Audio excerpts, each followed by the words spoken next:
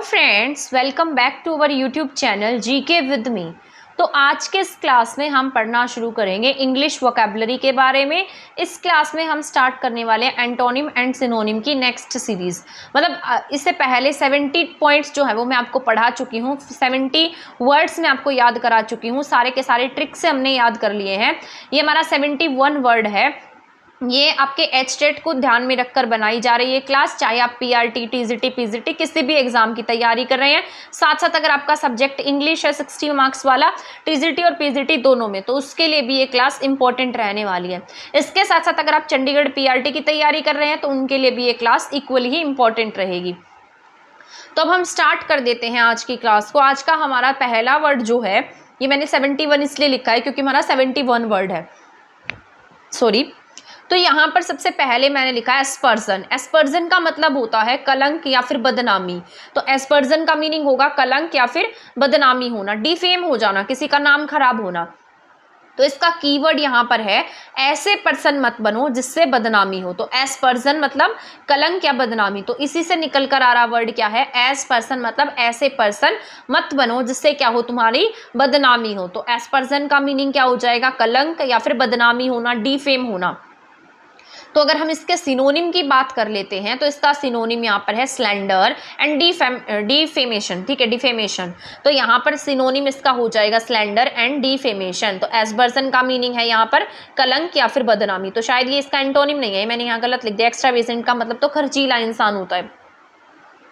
तो एस्पर्जन होता है कलंक या फिर बदनामी, ऐसे पर्सन मत बनो जिससे क्या हो, बदनामी हो। सिनोनिम की बात करेंगे तो स्लैंडर या डिफेमेशन। ठीक है, तो बस यही याद रखना आपको इस क्लास में। इसके बाद नेक्स्ट पॉइंट है हमारा मोटले। मोटले का मीनिंग होता है डिफरेंट टाइप। ठीक है, अलग अलग प्रकार के।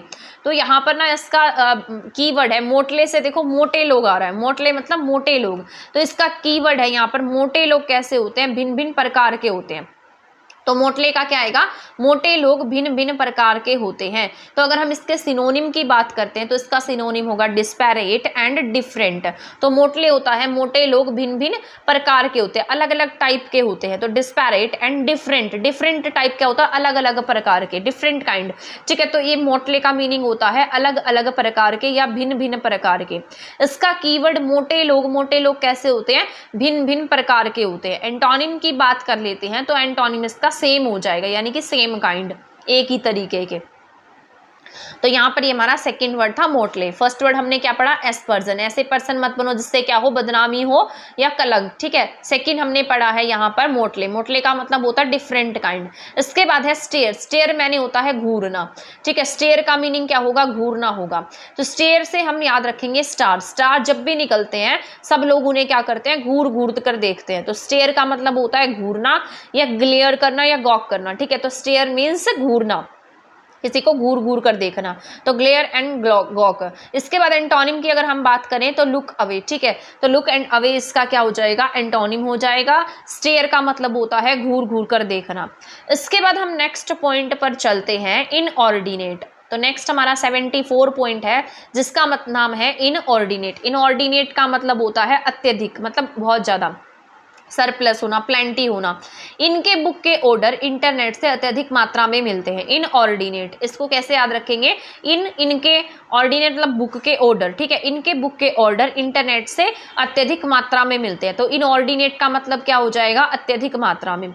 सिनोनिम की अगर बात करेंगे तो सिनोनिम हो जाएगा सरप्लस एंड एक्सेसिव। ठीक है, तो सिनोनिम होगा इसका सरप्लस एंड एक्सेसिव। इनऑर्डिनेट का मतलब है इनके बुक के ऑर्डर इंटरनेट से अत्यधिक मात्रा में मिलते हैं। तो इनऑर्डिनेट मतलब अत्यधिक, बस यही याद रखना है। इनऑर्डिनेट का मतलब होता है सरप्लस, ऐसा नहीं बोलते थे सरप्लस अमाउंट है, ये तो एक्सेसिव अमाउंट है, तो मतलब बहुत ज़्यादा है।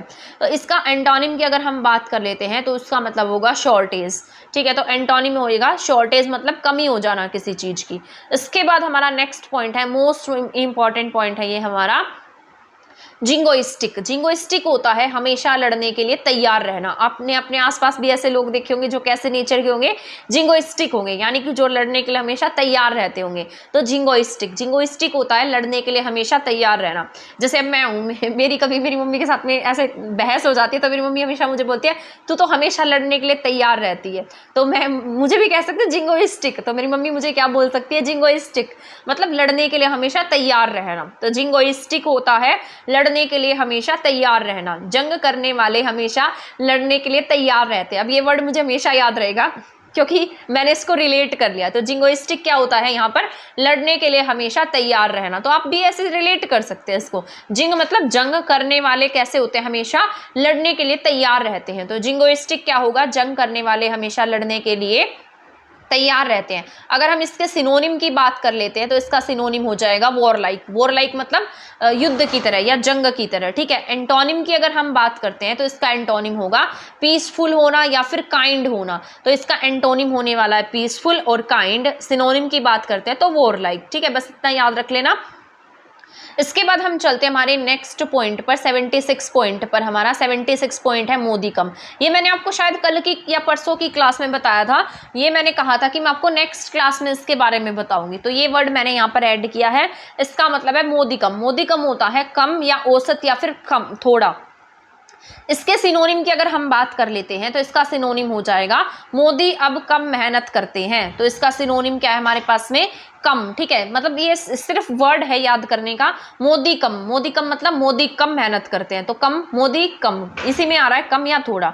तो मोदी अब क्या करते हैं, कम मेहनत करते हैं। तो मोदी कम का मीनिंग क्या होगा, कम, ठीक है। तो यहाँ पर क्या होगा इसका वर्ड, मोदी कम मतलब अब कम मेहनत या फिर ड्रॉप होना या लिटल होना, यानी कि किसी चीज की कमी हो जाना। तो यहाँ पर इसके सिनोनिम हो जाएंगे ड्रॉप एंड लिटल।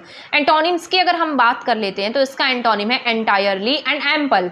तो मोदी कम का एंटोनिम क्या हो जाएगा, एंटायरली एंड एम्पल, ठीक है। तो ये याद रखना है। इसके बाद है कार्प। कार्प होता है आलोचना, क्रिटिसाइज करना, किसी को, किसी के बारे में बुरा भला बोलना। तो कार्प होता है आलोचना।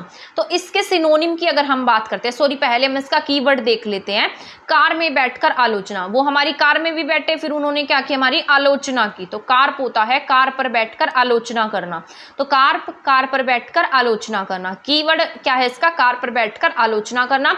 ये इसका सिनोनिम है। तो सिनोनिम इसका क्या है, क्रिटिसाइज है, ठीक है। तो यहाँ पर इसके सिनोनिम की हम बात करते हैं तो इसका सिनोनिम क्रिटिसाइज हो जाता है। एंटोनिम की अगर हम बात करते हैं तो इसका antonym extol and praise. Extol and praise, ये मैंने आपको बताया था, एक्स्ट्रा टोल लोगों की सब क्या करते हैं, प्रेज करते हैं, तारीफ करते हैं। तो एक्सटोल एंड प्रेज। और इसके मतलब कार्प का जो सिनोनिम है वो क्या है, क्रिटिसाइज है, किसी को क्रिटिसाइज करना, कार पर बैठकर क्रिटिसाइज करना, ठीक है। बस इतना याद रख लेना, कार पर बैठकर क्रिटिसाइज करना। इसको एक बार रीड करोगे ना तो आपको याद हो जाएगा। इसके बाद है सफ्रेज। सफ्रेज होता है मत का अधिकार, यानी कि right to vote, voting right, ठीक है। सफ्रेज होता है वोटिंग राइट या मत का अधिकार। इसके अगर हम कीवर्ड की बात कर लेते हैं, सफ्रेज, सफर करोगे तो मत का अधिकार मिलेगा। सफरेज, सफर एज मतलब इस एज तक सफर करोगे तो क्या मिल जाएगा, वोटिंग राइट मिल जाएगा। जैसे 18+ होने के बाद में हमें वोटिंग राइट मिलता है। तो एज से रिलेटेड रख लेना, सफर एज, एज में सफर करोगे, 18 की एज में सफर करोगे तो क्या मिलेगा, वोटिंग राइट मिलेगा। तो सफरेज एज से रिलेटेड है और सफर कर रहे हैं तो क्या मिल रहा है, वोटिंग राइट मिल रहा है। एंटोनिम की अगर हम बात करते हैं, एब्सटेन, ठीक है। एंटोनिम इसका क्या हो जाएगा, एब्सटेन करना। सिनोनिम की बात करते हैं तो फ्रेंचाइज या फिर वोट। एब्सटेन होता है किसी चीज से रोक देना, किसी चीज का प्रतिबंध लगा देना, उसको मना कर देना, अधिकार से मतलब वंचित कर देना, एब्सटेन। सिनोनिम होता है फ्रेंचाइज। फ्रेंचाइज भी एक तरीके की शाखा होती है कि हमने उसकी शाखा ले लिया। और वोट होगा। इसके बाद है डीड। डीड का मतलब होता है, जैसे हम बोलते हैं ना गुड डीड, गुड डीड का मतलब क्या होगा यहाँ पर, काम या फिर हमारे अच्छे कार्य। आपके डैड बहुत अच्छा काम करते हैं, बहुत सारे काम करते हैं, ठीक है। तो डीड का मतलब होता है काम करना, वर्क करना, एक्ट करना, प्लान करना उसको, ठीक है। तो डीड का मीन्स होता है एक्ट करना, प्लान करना, वर्क करना। एंटोनिम की बात होगी तो हम इस पे टिक करेंगे रेस्ट, यानी कि वो रेस्ट में है, काम नहीं कर रहा है। गुड डीड्स होते हैं, जैसे डीड है तो काम करना। बस इतना याद रख लेना इसको। इसके बाद हमारा नेक्स्ट पॉइंट है रेंगल। रेंगल होता है झगड़ा करना, ठीक है। तो इसका जो कीवर्ड है ना वो इसके नाम में ही है। जैसे रेंगल, रेंगल मीन से क्या निकल कर आ रहा है, रोंग एंगल, ठीक है। तो रेंगल से निकल के आ रहा है रोंग एंगल। अगर आप गलत एंगल से कोई भी काम करेंगे तो झगड़ा होगा, रॉन्ग एंगल तो झगड़ा, ठीक है। रॉन्ग एंगल से गाड़ी चला रहे हैं तो झगड़ा होगा, रॉन्ग एंगल में क्या आ जाएगा, झगड़ा होना। ब्रॉल या क्वेरल, क्वेरल बोल सकते हैं हम इसे, बेलिकोस बोल सकते हैं, जो झगड़ालू होते हैं, झगड़ा करने वाले होते हैं। इसके बाद एंटोनिम की अगर हम बात करते हैं तो एग्रीमेंट, क्वाइट, पीस ऐसा बोल सकते हैं। तो रेंगल्स का मीन्स भी क्या होता है, रेंगल का मीन होता है झगड़ा करना, ठीक है। ब्रॉल या क्वेरल। इसके साथ डीड हमने पढ़ा, काम। इसके बाद हमने पढ़ा सफ्रेज यानी कि वोटिंग राइट। इसके साथ साथ हमने पढ़ा है कार, कार पर बैठकर आलोचना। इसके साथ मोदी कम हो गए हैं, कम या थोड़ा। इसके साथ साथ हमने पढ़ा है जिंगोइस्टिक, लड़ने के लिए हमेशा तैयार रहना। और इनऑर्डिनेट होता है अत्यधिक। इसके बाद है स्टीयर, मैंने घूरना होता है, स्टार को सभी लोग घूमते हैं, मोटे लोग अलग अलग प्रकार के होते हैं। इसके साथ साथ एस पर्सन, ऐसे पर्सन मत बनो जिससे तुम्हारी क्या हो, कलंक हो, बदनामी हो, नाम खराब हो, डिफेमेशन हो, ठीक है। तो ये सारा का सारा जितने भी 10 वर्ड्स थे वो मैंने आपको इस क्लास में पढ़ा दिए हैं। अब हम मिलेंगे हमारी नेक्स्ट क्लास में नेक्स्ट पॉइंट्स के साथ। तो हमारे टोटल 20 पॉइंट्स रह गए हैं, वो हम नेक्स्ट क्लास में कवर कर लेंगे। उसके बाद हम पढ़ने वाले हैं 1 word substitution, items and phrases, जो इंपॉर्टेंट होंगे आपके एग्जाम के लिए। तब तक आप हमारे चैनल के साथ बने रह सकते हैं। अगर आपने हमारा चैनल सब्सक्राइब नहीं किया है तो प्लीज़ आप इसे सब्सक्राइब कर दीजिएगा। वीडियो को शेयर नहीं किया है तो आप इसे शेयर भी कर दीजिएगा। तब तक के लिए थैंक यू, धन्यवाद।